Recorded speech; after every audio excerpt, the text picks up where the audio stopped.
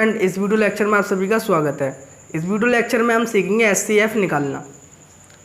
तो इस video lecture में हम यूक्लिड विभाजन एल्गोरिथम का प्रयोग करके निम्नलिखित संख्याओं का एचसीएफ ज्ञात करेंगे। तो हमारी कौन सी विधि से हम एचसीएफ ज्ञात करेंगे? यूक्लिड विभाजन एल्गोरिथम विधि से।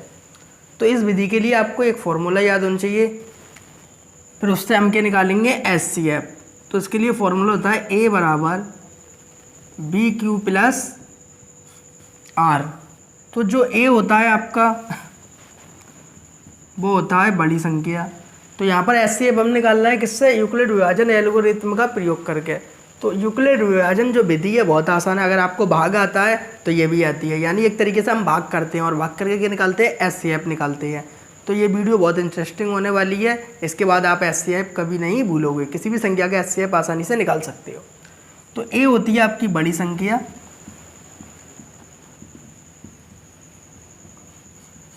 और बी होती है आपकी छोटी संख्या।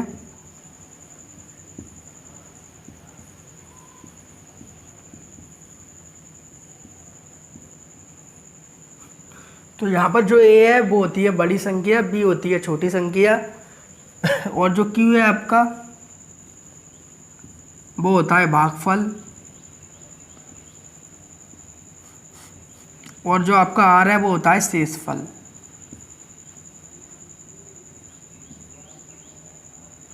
आर होता है आपका शेषफल। हमें यूक्लिड विभाजन विधि का प्रयोग हम जब तक करते रहते हैं जब तक हमारा आर का मान 0 के बराबर नहीं आ जाए। जब तक हमारा आर का मान 0 के बराबर नहीं आ जाए जब तक हम इस विधि का प्रयोग करते हैं। जैसे मैं एक उदाहरण देकर समझाता हूँ। हम भाग करते थे पुराने, पिछली कक्षा में हमने भाग करे हैं। जैसे हमें 30 में किसका भाग देना है? 4 का भाग देना है। तो यहाँ पर जो 30 है, ये 30, ये आपका क्या है? ए। और ये जो 4 है वो क्या है? आपका बी। अब 4 का फाड़ा कम से कम 30 में कितनी बार चले जाएगा? तो 7 बार चले जाएगा। 4 सत्ते 28, 30 में से 28 गए, कितने बचे? 2। तो जो 7 है वो आपका हो गया यहाँ पर क्यू और जो शेषफल बचा है 2 वो क्या हो गया? आपका आर। तो आप समझ गए होंगे। यानी एक तरीके से हम क्या करते हैं? भाग करते हैं। बड़ी संख्या में छोटी संख्या के दे दिया भाग, जितनी बार पहाड़ा पड़े जा रहा है वो क्या हो गया? आपका क्यू और जो घटा के बचा वो क्या हो गया? आर। इसी तरीके से हमें इन सभी संख्याओं के क्या निकालना है? एचसीएफ निकालना है। तो पहला हमारा क्वेश्चन है 135 और 225 का हमें क्या निकालना है? एचसीएफ। तो 135 और 225 में देखें बड़ी संख्या कौन सी है? तो बड़ी संख्या है आपकी 225 तो यहाँ पर लिख लें ए बराबर 225 और बी बराबर क्या हो जाएगा? आपका 135, छोटी संख्या है। तो पहली बात क्या बताई? बड़ी संख्या की होती है ए और जो छोटी संख्या होती है वो क्या होती है? आपकी बी। तो ए की जगह लिख दें आप, अब इस फॉर्मूले का यूज़ करें। ए की जगह लिख देंगे आप 225 इजिकल टू बी की जगह 135। फिर मैंने क्या बताया? क्यू क्या होता है? क्यू तो क्यू क्या होता है आपका? जितना 30 में 4 का फाड़ा जितनी बार जाता है वो क्यू होता है। तो 225 में 135 का फाड़ा कितनी बार चले जाएगा? कितनी बार चले जाएगा? एक बार। अगर मैं 2 बार पढ़ूंगा तो कितना आ जाएगा? आपका 270 आएगा। तो जितनी बार उंगली पे फाड़ा चले जाए आपका वो क्या होता है? क्यू का मान। यानी 225 में 135 का जितनी बार फाड़ा जा रहा है वो क्या होता है? आपका क्यू का मान होता है। जैसे 30 में 4 का फाड़ा 7 बार गया था वो क्या होता है? क्यू का मान। अब बात करते हैं आर की। तो आर क्या होता है? शेषफल। जो घटा के बचे तो घटा दो। तो यहाँ पर घटा दे रहे हैं 135 में से 225 में से कितने घटाना है? 135। तो 5 में से 5 गए, कितने बचे? 0। एक हमने के ले लिए 10 उधार ले लिया। 12 में से कितने गए? आपके 3, कितने बचे? 9। एक में से 1 गया 0। तो घटा के कितने बचे? आपके 90। तो घटा के कितने बचे? 90। मैंने बताया था हमें ये प्रोसेस जब तक चलाती रहनी, जब तक आर का मान क्या नहीं आ जाए? शेषफल हमारा 0 ना आ जाए। तो अब फिर वही प्रोसेस चलानी है, बड़ी संख्या और छोटी संख्या। तो बड़ी संख्या और छोटी संख्या किस में देखते हैं हम? बी और आर के बीच में। दोबारा फिर हम किस में करते हैं ये क्रिया? बी और आर के बीच में, ना कि क्यू के बीच में। तो बी क्या है आपका 135 बड़ी संख्या, और आर क्या है आपका 90। फिर किसका यूज़ करा है, इसी का ही। तो ए बड़ी संख्या ये 135 और बी तुम्हारी क्या छोटी संख्या 90। तो अगर आपका शेषफल आर का मान 0 नहीं आ रहा है तो फिर दोबारा यूक्लिड विभाजन का प्रयोग करें।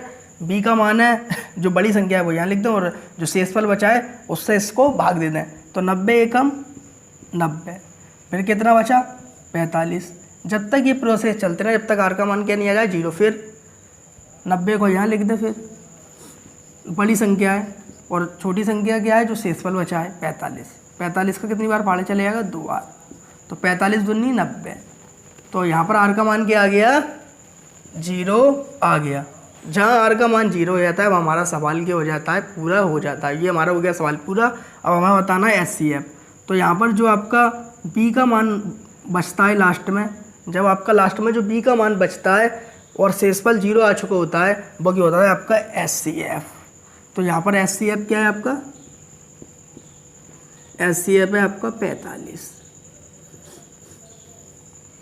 तो 135 और 225 का HCF कितना है, तो यहाँ लिख दे रहे हैं हम। तो आपका जो बी का मान बचता है वो आपको पता होना चाहिए। जो बी का मान लास्ट में बचता है जब आर का मान 0 आ जाता है, यानी जो आपकी छोटी संख्या का मान बचता है लास्ट में और आर का मान 0 आगे होता है, वो क्या होता है आपका HCF होता है। तो 135 और 225 का HCF कितना है आपका 45 है। तो इसी तरीके से आसानी से आप कोई सा भी सवाल कर सकते हैं। एक और क्वेश्चन करते हैं हम, इसका आप स्क्रीनशॉट लें फिर आगे के क्वेश्चन करते हैं।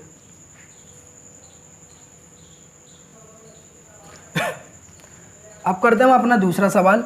867 और 255 का हमें क्या निकालना है, HCF। तो उसमें बड़ी संख्या देख लें। तो बड़ी संख्या की होती है A। तो A का मान कितना है आपका 867 और छोटी संख्या कितनी है 255। तो छोटी संख्या क्या है B का मान कितना है 255।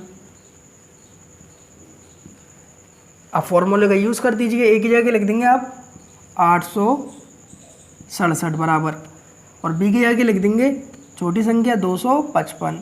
फिर मैंने आपको बताया 255 का इसमें पूरा चले जाए या कम से कम फाड़ा चले जाए जितनी बार, वो क्या होता है आपका Q होता है। यानी जितनी बार इस संख्या में 4 का भाग गया था वो क्या था आपका Q।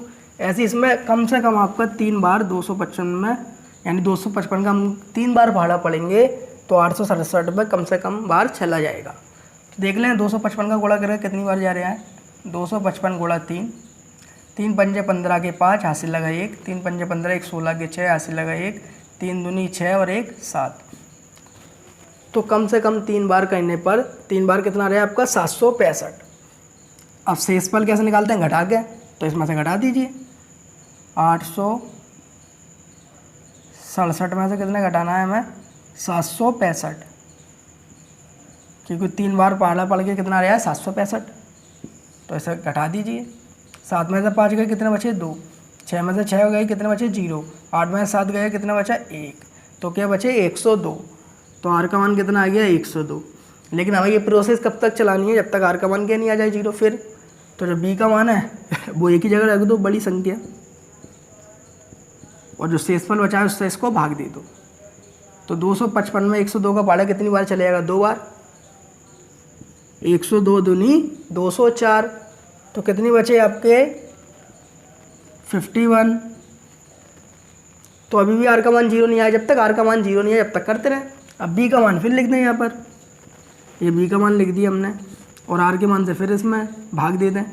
तो 51 का पाड़ा 102 में कितनी बार चलेगा 2 बार, 51 दूनी 102 और प्लस 0।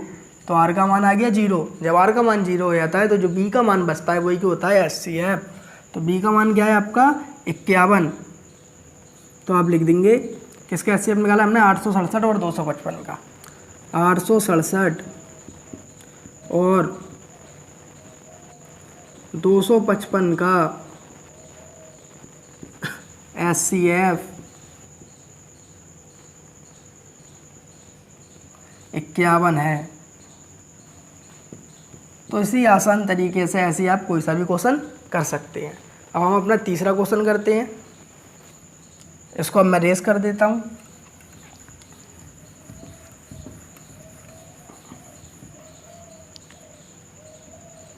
तो 148 और 124 का हमें क्या निकालना है, HCF।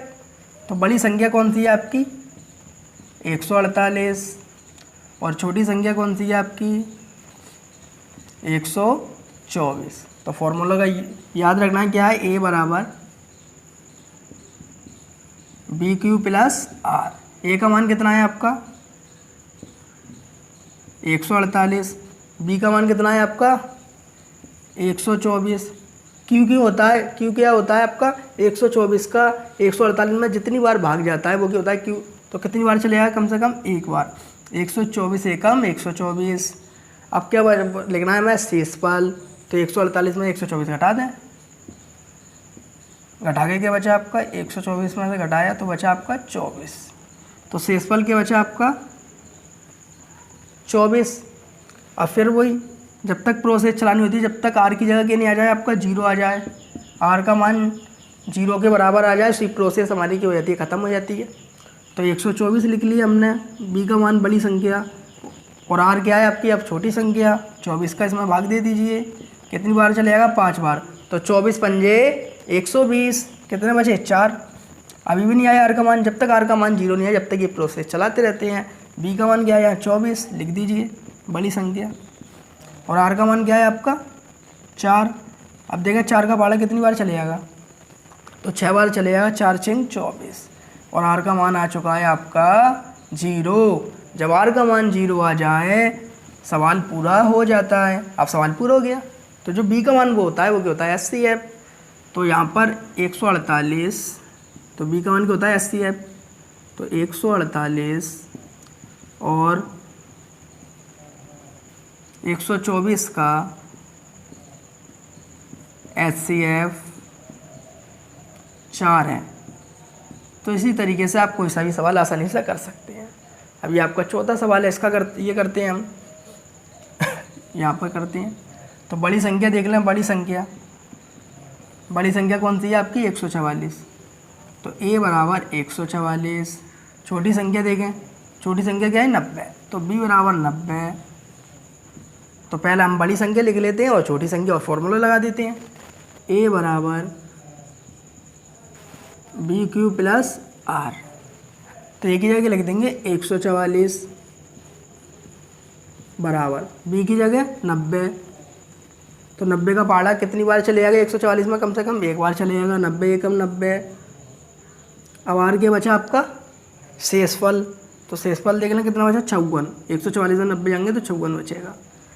जब तक ये प्रोसेस चलता है, जब तक आर का मान 0 नहीं हो जाएगी, आपके दिमाग में बैठ गई होगी बात। तो बी क्या है आपकी बड़ी संख्या 90,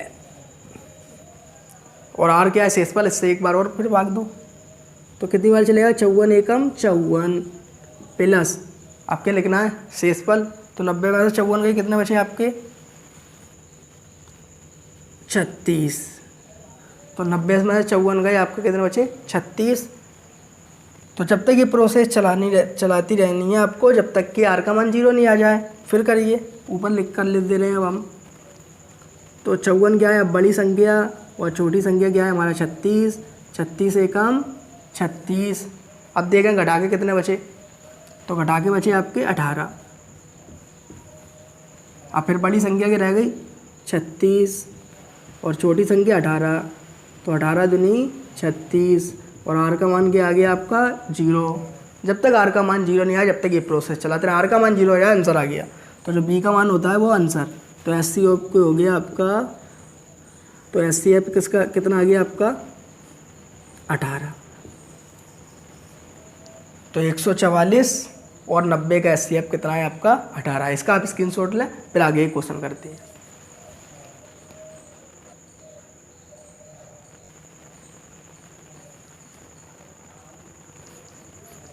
अब हम करते हैं 420 और 130 का HCF। तो बड़ी संख्या देख लें, बड़ी संख्या क्या है आपकी 420,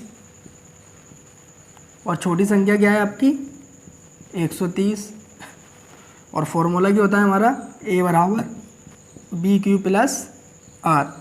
और ये प्रोसेस हमें कब तक चलानी है, जब तक आर का मान क्या नहीं आ जाए 0 के बराबर नहीं आ जाए।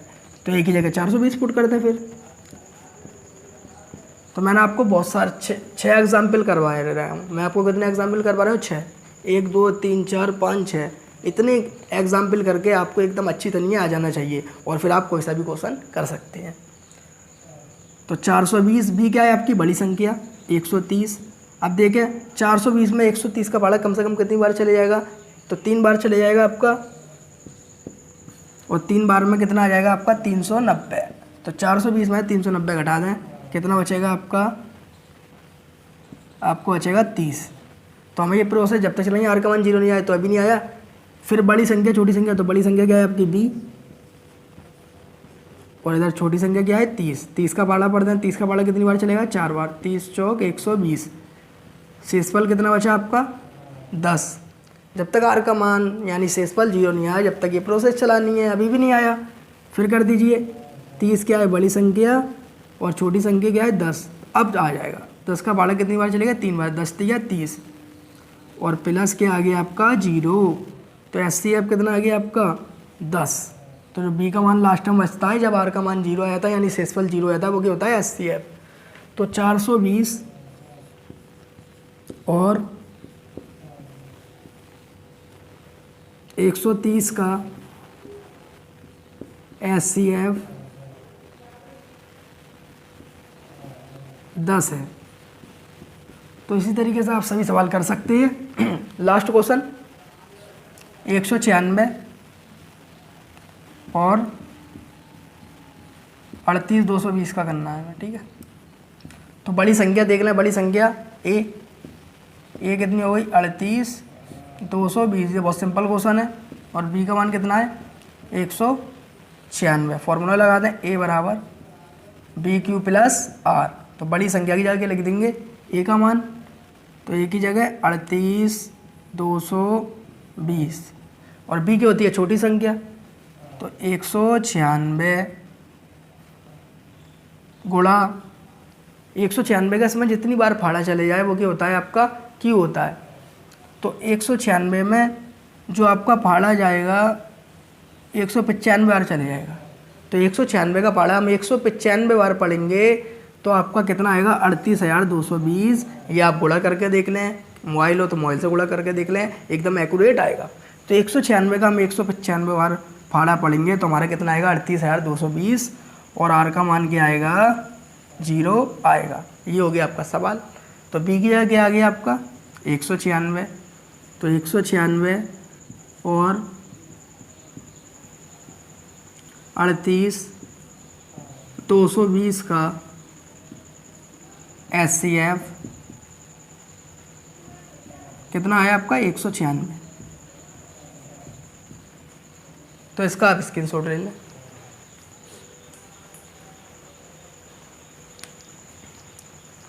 उम्मीद है आपको वीडियो अच्छी लगी होगी। वीडियो अच्छी लगी हो तो वीडियो को लाइक करें और हमारे चैनल को सब्सक्राइब करें। ऐसी वीडियो मैं आपके लिए लाता रहता हूँ। Thank you watching the video.